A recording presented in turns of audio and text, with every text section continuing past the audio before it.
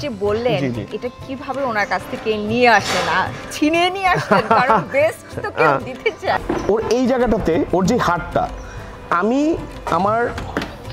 আমার যে এই হাতটা, এই আঙ্গুলটা যেখানে গিয়ে শেষ হচ্ছে, এখান থেকে এখানে আমার পুরো আঙ্গুল কভার আপ করতে পারছি না।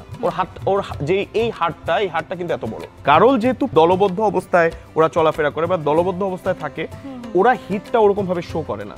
হিট চলে এসেছে, বাট আমি বুঝতে পারছি না যে ওদের হিট এসেছে কিনা। যেই দিন হিটে আসবে সেদিন একমাত্র পাঠা ওদেরকে ডিটেক্ট করতে পারবে যে ওরা হিটে এসছে, এবং তখন ও অটোমেটিকই ব্রিড করবে।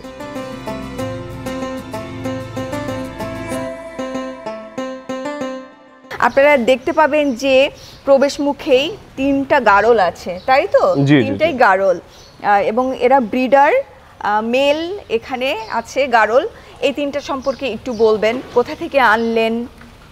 জি, প্রথমেই আপনি যাকে দেখতে পাচ্ছেন আর কি, ও হচ্ছে আমার ফার্মের একদম শুরুর দিকের একটা ব্রিডার। ওর মূলত হচ্ছে ওর বাবা ছিল হচ্ছে একটা দুম্বা। হ্যাঁ, ওর বাবা ছিল দুম্বা, ওর মা ছিল গারল।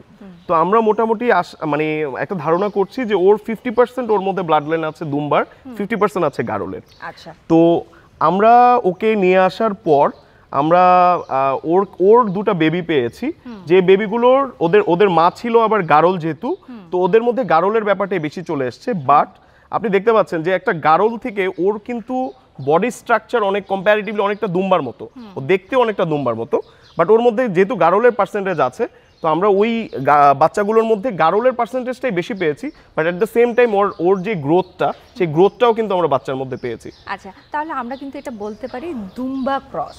হ্যাঁ, দুম্বা ক্রস বলা যায়। জি, গারল ক্রস করানো হয়েছে, এটা তাহলে দুম্বা ক্রস। এর পরের ওই দুটো এবং ওই পাশেটা খুবই সুন্দর। জি, আমি ওটাকে একটু দাঁড়া করাই একটা মিনিট। এখানে আপনি আরেকজন দেখতে পাচ্ছেন, ওকে নিয়ে আসা হয়েছিল ওর সাথেই। ওকে যখন আমরা নিয়ে এসেছিলাম, ওর মধ্যে আমরা তখনই দেখেছিলাম যে গারলের পার্সেন্টেজটা আর বাংলাদেশের দেশি ভেড়ার একটা হাই পার্সেন্টেজ ছিল ওর মধ্যে, বাট গারলেরও একটা পার্সেন্টেজ ছিল, মোটামুটি 50% গারল 50% দেশি ভেড়া। সেখান থেকে আমরা ওকে পেয়েছি। যেহেতু গারলের ব্লাড লাইন ছিল, ওর গ্রোথ কিন্তু মোটামুটি ভালো এসেছে, বাট ওর থেকে আপনার খুব ভালো কোয়ালিটির ব্রিড যদি আমার পেতে হয়, তাহলে ওর যে বাচ্চা আছে সেই বাচ্চাকে যখন আমি মানে ওর যে বাচ্চা হবে সেই বাচ্চার মধ্যে মোটামুটি আমি এখন যদি ওকে গারলের সাথে ব্রিড করি, তাহলে মোটামুটি আমি 50 to 60% মোটামুটি আমি সেই বাচ্চা থেকে পাবো। সেই বাচ্চা দিয়ে যখন আমি আবার মোটামুটি 100% একটা গারলকে ব্রিড করব, তখন গিয়ে আমি 70-80%-এর মতো একটা ব্লাড লাইন পাবো, তখন গিয়ে বাচ্চা ভালো হবে। বাট ওকে আমি মূলত ব্রিডিংয়ের জন্য রাখিনি, ওকে আমরা তখন নিয়ে এসেছিলাম মূলত ওকে অবজার্ভ করার জন্য যে এই ধরনের একটা মানে পার্সেন্টেজের গারলের গ্রোথটা কিরকম আছে। দেখতে চেয়েছেন, পিওর ব্লাড নিয়েও দেখতে চেয়েছেন, এবং ক্রস যেগুলো আছে দুটোরই ফলাফলটা আমরা দেখতে চেয়েছি। এটাই আসলে ব্রিডিং ফার্মের কাজ। জি জি জি, আমাদের সামনে আছে একেবারে পিওর ব্লাডের একটা গারল, তাই তো? জি জি জি। কোথা থেকে পেলেন? এটা পাওয়াটাই তো কঠিন হয়ে যায়, আপনি কোথা থেকে? আসলে ওকে আমার খুঁজে বের করতে খুব কষ্ট হয়েছে। আমি ওকে মেহেরপুরের, আপনারা জানেন যে গারলের উৎপত্তিটা মূলত মেহেরপুর থেকেই। তো মেহেরপুরের একজন বড় আপনার ব্রিডার, গারলের ব্রিডার, তিনি গারল নিয়েই বাংলাদেশে গারল যখন শুরু হয় তখন থেকে উনি কাজ করছেন। অনেকে মানে বলেন যে ওনার হাতেই বাংলাদেশে গারলের শুরু আর কি। তো আমি ওনার নামটা বললাম না, ওনার কাছ থেকে আমি ওকে কালেক্ট করেছি, এবং ওনার ফার্মে মোটামুটি ওনার রাখা বেস্ট যেই ব্রিডারগুলো ছিল, ব্রিডারগুলোর মধ্যে ও একজন। তো আমি এখন আমার যে গারলগুলো আছে, আমি ওই গারলগুলো বেস্ট যে বললেন এটা কিভাবে ওনার কাছ থেকে নিয়ে আসেন, ছিনিয়ে নিয়ে আসেন, কারণ বেস্ট তো কেউ দিতে চায়। জি, আসলে আমি যার কাছ থেকে এনেছি উনি এই গারল নিয়ে যেহেতু অনেক সময় ধরে কাজ করছেন, তো উনি আসলে এই গারলটা নিয়ে মোটামুটি একটা ভালো ধারণা রাখেন যে বেস্ট কিভাবে ক্রিয়েট করতে হয়। এখন একটা মানুষ যখন বেস্ট ক্রিয়েট করতে জানবে, তখন কিন্তু তার বেস্ট মানুষজনদেরকে দিতে আসলে প্রবলেম হবে না। এটাই মানে বোঝায় যে আসলে উনি বেস্ট ক্রিয়েট করা শিখে গেছেন। একজন খামারিকে খামারটা দাঁড় করানোর জন্য সে সাহায্য করছেন। অবশ্যই অবশ্যই অবশ্যই অবশ্যই। একটা পিওর ব্লাডের গারল দেখতে কেমন হয়, বিশেষ করে মেল, সেটা সম্পর্কে যদি একটু দর্শকদের উদ্দেশ্যে বলেন। জি, একটা পিওর ব্রিডের আপনার গারল দেখতে কিন্তু একটু কম্পারেটিভলি অন্য গারলদের থেকে ডিফারেন্ট হয়, ঠিক আছে? ওর বডি স্ট্রাকচার, ওর ফেস, আপনি ওর ফেসটা দেখলে বুঝতে পারবেন, ওর ফেসটা কিন্তু প্রচণ্ড ভারী, বেশ চওড়া। এখানে আমার একটা দুম্বার ক্রস একটা পাঠা আছে, ওর ওয়েট ওর থেকে একটু বেশি, কিন্তু আপনি ওর ফেসটা দেখেন, ওর ফেসটা কিন্তু অনেক চওড়া, ব্রড, একটা রাজা রাজা ব্যাপার আছে। ওর শিং, ওর যে ফেস, ওর মাত্র কিন্তু এখন এই মুহূর্তে 4 দাঁত বয়স, ঠিক আছে? খুব বেশি বয়স না ওর।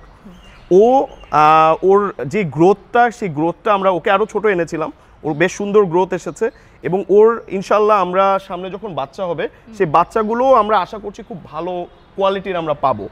আর এমনিতে গারল চেনার যে ভালো উপায়টা সেটা হচ্ছে মূলত দেখতে হবে ওর লেজটা কত লম্বা, ওর ফেসের স্ট্রাকচারটা, এবং ওর যে পেছনে যে মানে হাড়টা, উপরে যে হাড়টা থাকে সে হাড়টা কতটুকু চওড়া। আপনারা একটু কাছে আসলে, হাড় বলতে আমরা আসলে কি বোঝাচ্ছি সেটা একটু কাছে গেলে বোঝা যাবে, কিন্তু লোম দিয়ে ঢাকা সেভাবে বোঝা যায় না। আপনি মানে ওর এই জায়গাটাতে ওর যে হাড়টা, আমি আমার যে এই হাতটা, এই আঙ্গুলটা যেখানে গিয়ে শেষ হচ্ছে, এখান থেকে এখানে আমার পুরো আঙ্গুল কভার আপ করতে পারছি না। ওর যে এই হাড়টা কিন্তু এত বড়, ঠিক আছে? এটার কারণে ওর যে স্ট্রাকচারটা অনেক বড় হয়, ওর গায়ের মধ্যে মিড পোর্শনটা অনেক স্ট্রং চলে আসে। তারপর ওর যে চেস্ট এরিয়াটাতে, যেটাকে বলা হয় সিনা, এই সিনা এরিয়াটাতে কিন্তু প্রচুর পরিমাণ মিট থাকে, ঠিক আছে? এই জিনিসটাই আপনার মূলত ক্ল্যারিফাই করবে যে গারলটার ব্রিডটা কত ভালো। আর আপনি দেখেন, এখানে খেয়াল করলে দেখতে পাবেন ওর লেজটা কিন্তু ঠিক মাটিতে ছুঁয়ে যাচ্ছে। এটাই হচ্ছে গিয়ে আসলে মূল লক্ষণ, যেটার মাধ্যমে বুঝতে হবে যে গারলটার ব্রিডটা কতটা ভালো।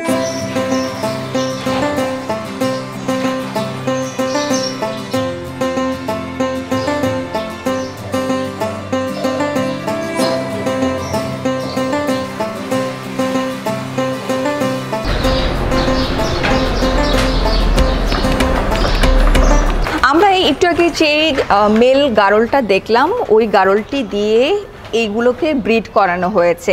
এই মুহূর্তে ওরা 2 মাস অবস্থায় রয়েছে, প্রেগন্যান্ট অবস্থায় আছে। একটু বলবেন, আপনি বলছিলেন যে গারল প্রেগন্যান্ট কি না সেটা সহজে বোঝা যায় না, ছাগলকে যেভাবে দেখলে বোঝা যায়, কিন্তু গারল বোঝা যায় না। জি, এটা না বোঝা যাওয়ার কারণ হলো আপনার ছাগলের ক্ষেত্রে আমরা যেটা দেখি সেটা হচ্ছে হিট, ওদের যে হিটটা আসে, গরুর ক্ষেত্রে বলেন, ছাগলের ক্ষেত্রে বলেন, ওদের হিটটা কিন্তু খুব ইজিলি ডিটেক্ট করা যায়। ওরা সাউন্ড করে, ওদের বডি ল্যাঙ্গুয়েজ, মুভমেন্টে সেটা বোঝা যায়। বাট গারল যেহেতু ইনপ্যাক মুভমেন্ট করে, মানে দলবদ্ধ অবস্থায় ওরা চলাফেরা করে বা দলবদ্ধ অবস্থায় থাকে, ওরা হিটটা ওরকমভাবে শো করে না। হিট চলে এসেছে, বাট আমি বুঝতে পারছি না যে ওদের হিট এসেছে কিনা। তো এটা যেমন একটা ব্যাপার। অ্যাট দ্য সেম টাইম ছাগলের ক্ষেত্রে যখন আপনার মানে প্রেগনেন্ট হয়, তখন ওদের দুধের যে পালান আছে, সেই পালানটা দেখলে আপনার দুধের বাটটা দেখলে মোটামুটি বোঝা যায় যে ও প্রেগনেন্ট, বা একটা সিচুয়েশন চলে আসে ওর বডির মধ্যে, বডি ল্যাঙ্গুয়েজের মধ্যে। বাট গারলের ক্ষেত্রে আমরা বাচ্চা মোটামুটি যদি আমরা ডিটেক্ট ভালোভাবে চেক করে বা পেটে ধরে ধরে ইন্ডিভিজুয়ালি সময় নিয়ে যদি আমরা চেক না করি, আসলে ওকে জাস্ট দেখে এটা বোঝা পসিবলই না যে ও প্রেগনেন্ট কিনা। বিকজ আপনি দেখতে পাচ্ছেন ওদের গায়ে প্রচুর লোম থাকে, আমরা প্রতিনিয়ত ওদেরকে আমরা ট্রিমিং করে দেই, ওদের লোম কেটে দেই, বাট তারপরেও কিন্তু ওদের খুব অল্প সময়ের মধ্যে ওদের গায়ে লোম চলে আসে। তো লোম থাকার কারণে কিন্তু সবসময় ওদেরকে ফুলা ফুলা মনে হয় দেখে। তো এখানে দেখে মনে হবে যে ম্যাক্সিমাম সবাই মনে হয় প্রেগনেন্ট, বাট আসলে এদের মধ্যে প্রেগনেন্সি ডিটেক্ট করাটা খুব ডিফিকাল্ট। তো এই কারণে আমরা যখন আমাদের ডাউট হয় বা আমরা মোটামুটি একটা ধারণা করতে পারি যে এই জায়গায় আসলে এতগুলো প্রেগনেন্ট হতে পারে, সেটা শিওর হওয়ার জন্য খুব রিসেন্টলি আমরা আল্ট্রাসাউন্ড মেশিন নিয়ে এসেছিলাম। আল্ট্রাসাউন্ড মেশিন এনে আমরা চেক করে দেখেছি, তার মধ্যে আমরা দেখেছি যে এইগুলোর মধ্যে এই 6টাকে আমরা প্রেগনেন্ট পেয়েছি। এই কারণে ওদেরকে আমরা আলাদা রেখেছি। আর সবগুলোকে ব্রিড করানো হয়েছিল না, সবগুলোকে ব্রিড করানো হয়নি। ব্রিডিংটা সেটা হচ্ছে গারলের ক্ষেত্রে আপনি চাইলেই ব্রিড করাতে পারবেন না। গারলের ক্ষেত্রে যেহেতু হিটটাই শো করে না, আপনার প্রতিনিয়ত পাঠা যে থাকবে, ব্রিডার যে থাকবে, তাকে ওদের সাথে রিলিজ করতে হবে। যেই দিন হিটে আসবে সেদিন একমাত্র পাঠা ওদেরকে ডিটেক্ট করতে পারবে যে ওরা হিটে এসছে, এবং তখন ও অটোমেটিকই ব্রিড করবে।